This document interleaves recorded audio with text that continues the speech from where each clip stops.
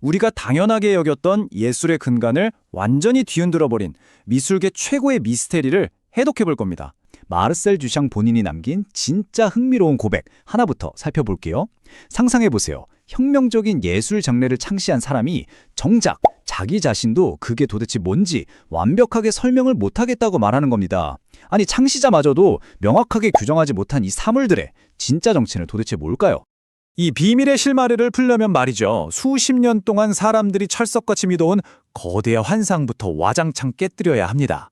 초현실주의자 앙드레 브루통은 예술가가 그저 평범한 사물을 선택하는 것만으로 그게 예술로 격상된다고 주장했고, 대중은 그걸 그대로 믿었죠. 하지만 사실 이건 완전히 틀린 얘기입니다. 듀샹의 진짜 의도는 훨씬 더 차갑고 기계적이었거든요. 그는 평범한 사물을 아름다운 예술로 격상시킬 생각이 아예 없었습니다. 오히려 철저한 시각적 무관심, 그러니까 좋은 취향이든 나쁜 취향이든 취향이라는 것 자체가 완전히 없는 상태로 원했던 거예요. 예쁘거나 취해서 고른 게 절대 아니라는 뜻이죠. 이 무관심이라는 개념을 좀 더 쉽게 이해해 볼까요? 듀샹은 아주 재미있게도 자기 자신을 유명한 철학적 역설인 비리당의 당나귀에 비유했습니다. 완전히 똑같이 먹음직스러운 두 건초 더미 사이에 딱 서 있는 당나귀를 한번 상상해 보세요. 이 당나귀는 도무지 어느 쪽을 선택해야 할지 몰라서 결국 그 자리에서 굶어 죽고 맙니다. 무언가를 좋아하는 마음이 아예 사라져서 말 그대로 선택 자체가 불가능해진 마비 상태인 거죠. 그 어떤 감정도 섞이지 않은 절대적인 백지 상태. 이게 바로 듀샹이 레디메이드를 만들 때 도달하고자 했던 궁극적인 심리 상태였습니다. 물리적인 물건 그 자체는 사실상 별로 중요하지 않아요. 그건 그냥 일종의 텅 빈 캔버스이거나 글자들을 몰래 숨겨놓은 트로이 목마 같은 거거든요. 듀샹은 레디메이드가 성립하기 위한 결정적인 조건을 명문이 있는 사물, 그러니까 제목이나 문구를 지탱할 수 있는 사물이라고 규정했습니다. 다시 말해서 우리가 흔히 보는 눈삽이나 자전거는 그 자체로 예술이 아니라 언어적 퍼즐을 작동시키기 위한 단순한 거치대일 뿐이라는 놀라운 진실이죠.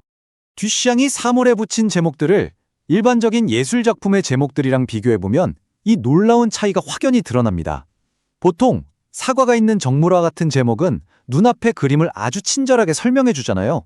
하지만 듀샹은 완전히 달랐습니다. 그의 제목은 묘사가 아니라 오히려 적극적인 명령에 가깝습니다. 제목들이 본질적으로 관객을 향해서 나를 읽어라! 라고 소리치고 있는 거예요. 우리 눈앞의 사물에서 시선을 싹 거두고 머릿속에 더 고차원적인 언어의 영역으로 관객의 마음을 강제로 이동시키는 겁니다.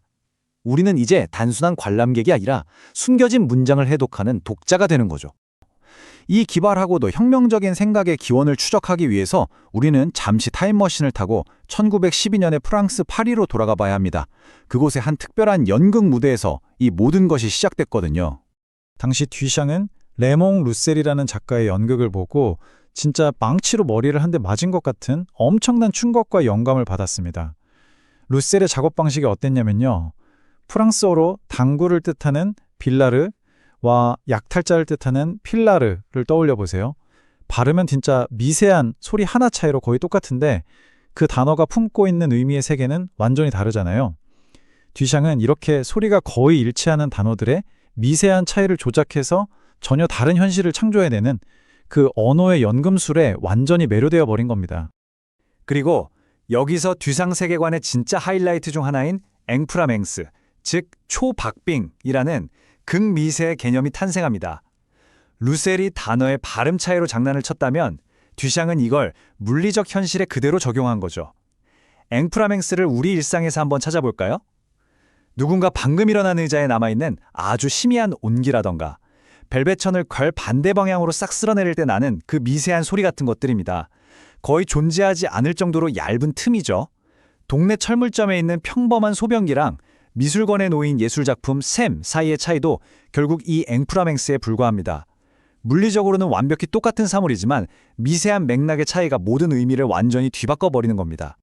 그가 실제로 글자들을 어떻게 조작했는지 한번 추적해볼까요? 1917년 그 유명한 소변기에 쓰인 서명 알머트를 보시죠. 이 알파벳들을 이리저리 섞고 발음을 살짝 비틀면 독일어로 어머니를 뜻하는 무터가 등장합니다. 하지만 이야기는 여기서 끝나지 않아요. 1921년이 되면 그는 이 어머니라는 존재마저 언어적으로 싹도 깎아내버리고 아예 에로즈 셀라비라는 여장남자 가명으로 새롭게 태어납니다. 단지 철자 몇 개와 음소를 더하고 빼는 그 과정만으로 자신의 정체성과 뿌리마저 완벽하게 재창조해낸 겁니다. 진짜 대단하지 않나요? 우리는 지금 단순한 말장난을 넘어서 듀샹이 설계한 아주 거대한 언어적 기계의 작동 원리를 목격하고 있습니다. 이걸 흔히 회전 문법, 루터리 그래머라고 부르거든요. 제목에서 음소를 더하고 빼고 두 단어를 겹쳐서 혼성어를 만듭니다. 이 과정은 마치 옛날 타자기의 캐리지를 떠올리게 해요. 타자기가 끝까지 쭉 갔다가 다시 탁 하고 처음으로 돌아오는 것처럼 의미가 앞뒤로 끊임없이 순환하고 털컹거리는 거죠. 이 끝없는 회전은 우리가 익숙하게 읽어왔던 처음과 끝이 있는 전통적인 선형적 문장을 완전히 산산조각 내버립니다. 하지만 이 복잡하고 혼란스러운 언어 기기를 제대로 작동시키기 위해서는 듀샹의 전우주를 통제하는 단 하나의 결정적인 구조적 열쇠가 필요했습니다. 그게 뭐냐고요? 바로 숫자 3입니다. 오해하시면 안 됩니다. 듀샹이 무슨 신비로운 수비학이나 마법의 숫자 같은 거에 빠져 있었던 게 아니거든요. 아주 철학적이고 실용적인 접근이었죠. 그에게 숫자 1은 통일성을, 2는 서로 밀고 당기는 이중성을 의미했습니다. 자, 그렇다면 3은 무엇이었을까요? 3은 바로 이 뻔한 이분법을 와장창 깨부수는 숫자, 즉 그 나머지 모든 세상 만물을 나타내는 기준선이었습니다. 그의 평생의 걸작인 큰 유리 작품에 유독 초콜릿 분쇄기 롤러가 3개, 기류 피스톤이 3개인 이유도 바로 이거예요. 3은 그의 예술 세계를 열거하고 구조화하는 완벽하고도 기계적인 공식이었던 겁니다. 이 숫자 3의 비밀을 안고 듀샹이 2차 세계대전에 피해 자신의 평생의 작품들을 미니어처로 만들어서 짐가방에 쑤셔 넣었던 휴대용 미술관, 여행가방 속 상자를 한번 들여다봅시다. 정말 놀랍게도요, 그는 그 수많은 레디메이드 중에서도 아주 의도적으로 딱 3개의 사물을 한데 묶어서 배치했습니다. 파리의 공기를 담은 유리 앰플, 언더우드 타자기 커버, 그리고 그 유명한 소변기 샘입니다. 아니, 왜 하필 이 3가지였을까요? 이들은 그 자체로 각각의 단어이자 숨겨진 거대한 문장을 완성하는 3개의 퍼즐 조각이었기 때문입니다. 자, 이제 흩어진 퍼즐을 맞춰볼 시간입니다. 천천히 이 사물들을 함께 소리내어 읽어볼까요? 첫 번째, 파리의 공기, 에어드 파리는 숨막히는 독신자들이 갈구하는 공기이자 알파벳 R의 발음을 던져줍니다. 두 번째, 언더우드 타자기 커버는 신부, 아래에 갇힌 처지를 뜻함과 동시에 나는 할 것이다, I would 라는 숨은 의미를 슬쩍 속삭이죠. 마지막으로 물이 끊임없이 순환하는 소변기 샘, 퐁타네는 기계적으로 튕기고 반복되는 맹목적인 욕망의 순환을 의미합니다. 서로 아무 관련 없어 보이던 이 세 사물은 완벽하게 조립되어서 그의 독신자 기계들이 겪는 비극적 이야기를 들려줍니다. 진짜 유레카의 순간이죠. 이게 얼마나 기가 막힌 일인지 한번 생각해 보세요. 우리는 미술관에 가서 무작위로 툭 놓인 배관 부품이나 타자기 커버를 보면서 이게 대체 뭐야? 하고 당혹스러워하고 있었잖아요.